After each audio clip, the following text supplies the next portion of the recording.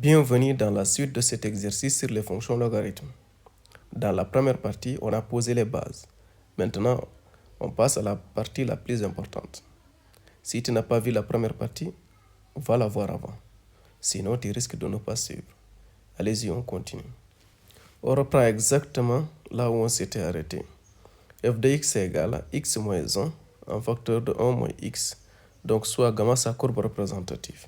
On demande ici, dans cette partie, de calculer la limite lorsqu'il tend vers 0 plus de f de x et la limite lorsqu'il tend vers plus l'infini de f de x et la limite lorsqu'il tend vers plus l'infini de f de x sur x. Et on demande d'interpréter graphiquement. Limite lorsque x tend vers 0 plus de f de x est égal à quoi? Limite lorsqu'il tend vers 0 plus de x moins 1 en facteur de 1 moins ln de x. Ça va donner moins l'infini. Car limite lorsque x tend vers 0 plus de x moins 1 est égal à moins 1, c'est-à-dire c'est 0 moins 1, et limite lorsque x tend vers 0 plus de 1 moins ln de x, c'est égal à quoi? C'est égal à 1 moins l'infini.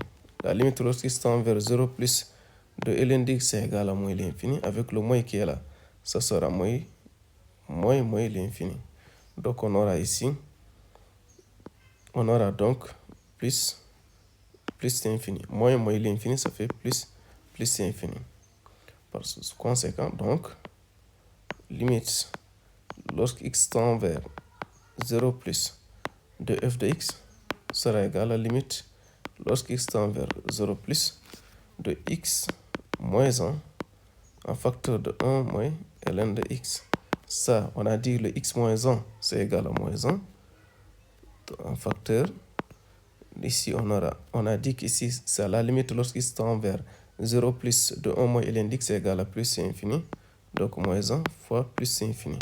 Ça va être égal à moins l'infini. Et comment on va interpréter cette limite?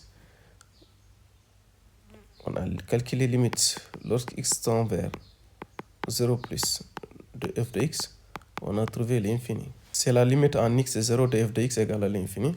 Pour dire qu'ici, la courbe, cela implique CF, la courbe f, admet une asymptote verticale d'équation x égale à 0. Limite lorsque x tend vers plus l'infini de f de x, ça c'est égal à la limite lorsque x tend vers plus l'infini de x moins 1 en facteur de 1 moins ln de x. On sait que la limite lorsque x tend vers plus l'infini de x moins 1, ça c'est égal à quoi? C'est égal à plus infini moins 1. C'est égal à plus infini. C'est la limite de x en plus infini, c'est plus infini. Plus infini moins 1, ça fait plus infini. Et limite, lorsque x tend vers plus infini de 1 moins ln de x, c'est égal à quoi? C'est égal à 1 moins plus infini. La limite lorsque x tend vers plus infini de ln de x, c'est une limite remarquable, c'est égal à plus infini. On va donc avoir plus 1 moins plus infini, ce qui va nous donner donc moins l'infini. Parce que là, on a moins ici, on a là plus, moins fois plus, ça fait moins l'infini. 1 moins l'infini, c'est moins l'infini. Donc, par conséquent,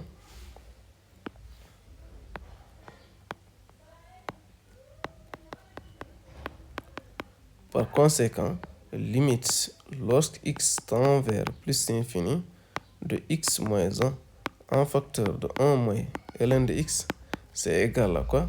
La limite lorsque x tend vers plus infini de 1 moins de x moins 1, on a trouvé plus infini.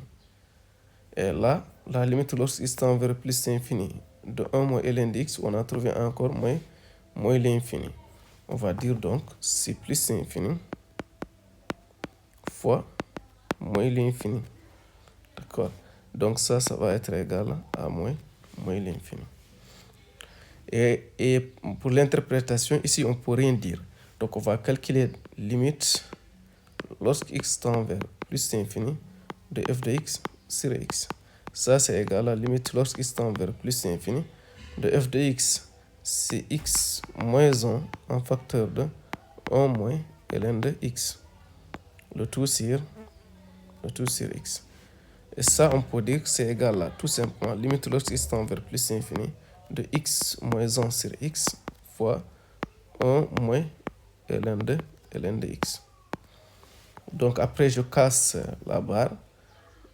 Je pourrais avoir quoi? Limite lorsqu'x tend vers plus infini de x sur x, c'est 1. Là, x sur 1, c'est 1 sur x. On aura donc moins 1 sur x en facteur de 1 moins ln de x.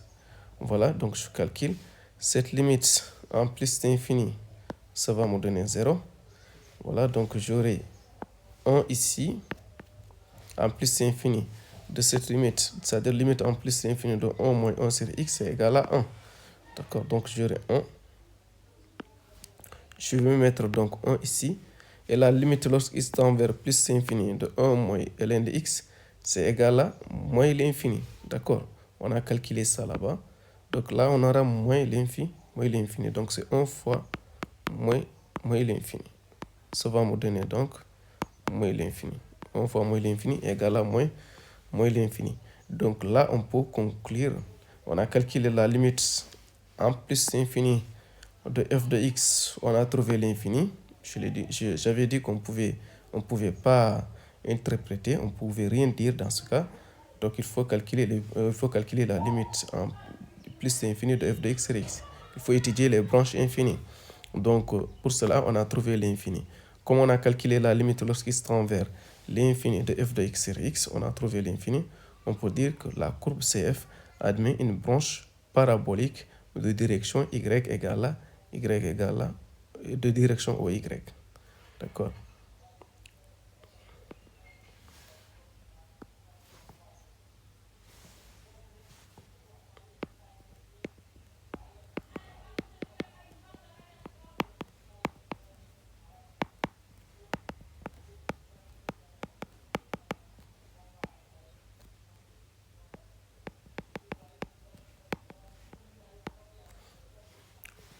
Voilà, là, on vient de calculer la limite en plus d'infini de f de x. On avait trouvé moins l'infini. J'avais dit qu'on pouvait rien conclure ici. Et ensuite, on nous a demandé limite lorsqu'il tend vers plus d'infini de f de x sur x. Et là, on a trouvé moins l'infini. Donc, cela veut dire qu'on a étudié ici les branches infinies. Donc, là, cette limite nous a donné moins l'infini. On peut dire que CF admet une branche parabolique de direction au y. De direction au y. Dans la deuxième question, on demande de montrer que pour tout x supérieur ou égal à 0, de montrer que f' d'x égale à g de x. Donc, la fonction f de x, c'est x moins 1 facteur de 1 moins x. F' d'x, donc on va mettre ici, on va dériver cette fonction. F est de la forme i fois v. Donc, f', si on applique la règle, on aura i' v plus v' i. D'accord? On aura i' fois v plus v' fois u. Donc, on va poser ici, on pose u égale à x moins 1. Sa dérivée va être i' sera égale à 1. Puis on pose v égale à 1 moins ln de x. Sa dérivée sera égale à, dérivée de 1 c'est 0. Dérivée de ln de x c'est 1 sur x. Donc on aura moins 1 sur x. Donc i v ici sera égal à moins 1 sur x. Donc, en appliquant la règle, f' d'x va être égal à quoi? On a dit que c'est i'. I' égale à 1. Donc, on aura 1 en facteur de 1 moins ln de x. Plus v'. V' c'est moins 1 sur x. V' c'est moins 1 sur x. Donc, plus v' fois i. V' c'est moins 1 sur x. Moins 1 sur x fois quoi? Fois moins 1 sur x fois u. U, c'est x moins 1. Donc voilà, on fait les calculs. on obtient ceci. f' d'x va être égal à quoi? À 1 moins ln de x moins 1 sur x fois x moins 1 sur x fois 1, donc ça fait 1 sur x fois 1. Donc 1 sur x fois x, c'est x sur x. X sur x, c'est 1. Donc on a là-bas moins 1 sur x, on aura donc moins 1. f' d'x va être égal à 1 moins ln d'x moins 1 plus 1 sur x. Ce moins 1 va se simplifier avec le 1 qui est là. Donc ces deux se simplifient. Ça va rester 1 sur x moins ln de x. C'est égal à g de x. Ça, c'est égal à g de x. C'est la fonction qu'on a étudiée dans la partie 1. Voilà, dans la première partie de la vidéo, on avait étudié le signe de g. Voilà, le g était positif sur 0 alpha et était positif sur 0 alpha et négatif sur alpha plus infini. Donc voilà les variations de f. F donc va être, f' a le même signe que g de x, donc c'est pourquoi on a mis ici le signe de g de x. Donc f va être croissante ici. Voilà, décroissante sur alpha plus infini. Voilà. La limite en 0 plus, on a trouvé moins l'infini.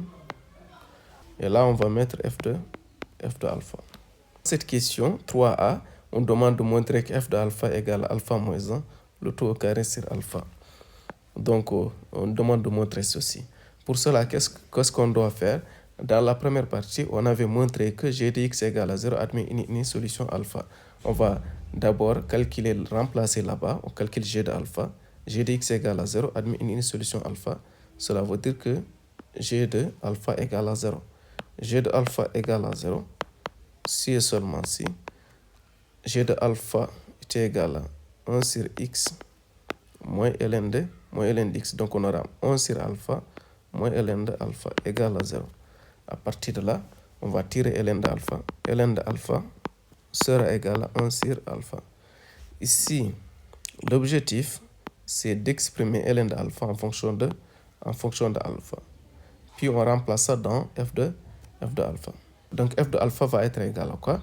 Donc f de alpha, ça va être égal à alpha moins 1 en facteur de 1 moins ln de alpha. Donc f de x, je vous rappelle, c'était x moins 1 facteur de 1 moins ln de alpha. F de alpha va être la même chose, sauf qu'au lieu de dire f de x, on va dire f de alpha. Donc à partir de là, je vais remplacer le ln de alpha dans cette expression par son expression en fonction d'alpha. Ln d'alpha égale à 1 sur alpha. Donc le ln d'alpha est où dans f de alpha? Ln d'alpha ici, je vais le remplacer. Donc on aura f de alpha va être égal à alpha moins 1 en facteur de 1 moins 1 sur alpha. Donc on aura ici 1 alpha moins 1, je réduis ici au même dénominateur. Quand je réduis au même dénominateur, je vais multiplier alpha fois 1. Alpha fois 1, c'est égal à alpha moins 1 de tout sur alpha, f de alpha. Donc qu'est-ce que je remarque? Je remarque que j'ai la même chose au numérateur, alpha moins 1, alpha moins 1. Alpha moins 1 fois alpha moins 1, c'est alpha moins 1 au carré. Donc f de alpha va être égal à alpha moins 1 de tout au carré, de tout sur alpha. Voilà donc la démonstration. Pour déterminer les points d'intersection de la courbe CF avec l'axe des abscisses, on résout f de x égale à 0. CF inter l'axe des abscisses OX, on résout f de x égale à 0. Donc voilà, c'est ce qu'il faut. C'est ce qu'il faut pour résoudre l'équation f de x égale à 0. F de x, c'est égal à quoi? F de x, c'est x moins 1 en facteur de 1 moins ln de x. F de x égale à 0 si et seulement si x moins 1 en facteur de 1 moins ln de x égale à 0. X moins 1 égale à 0. X moins 1 en facteur de 1 moins x égale à 0 si et seulement si x moins 1 égale à 0 ou 1 moins x égale à 0. Nous avons ici le produit de deux expressions. Le produit de deux expressions est nul si et seulement si l'un des deux est nul. Donc 1 moins ln de x égale à 0. On résout ces deux équations. X moins 1 égale à 0, x va être égal à 1. 1 moins ln de x égale à 0. Donc ln de x va être égal à 1. Pour avoir x, on applique exponentielle. Donc, exponentielle de ln de x sera égal à exponentielle de 1. Exponentielle de ln de x est égal à x. X va être égal à 1. Donc, on a trouvé ici x égale à 1 et x égale à 1. La courbe gamma coupe l'axe OX au point A de coordonnées 1, 0 et B de coordonnées 0, 1. Parce qu'on a trouvé ici x égale à 1, x égale à 1. L'intersection avec l'axe des abscisses, ces deux points se trouvent sur l'axe des abscisses. Donc leur ordonnée va être égale à 0. Donc cela veut dire qu'on a 1, 0 et B, 0. Voilà, c'est tout pour cet exercice. Il nous reste la dernière partie, 4 et 5. Abonne-toi pour d'autres corrections. Merci.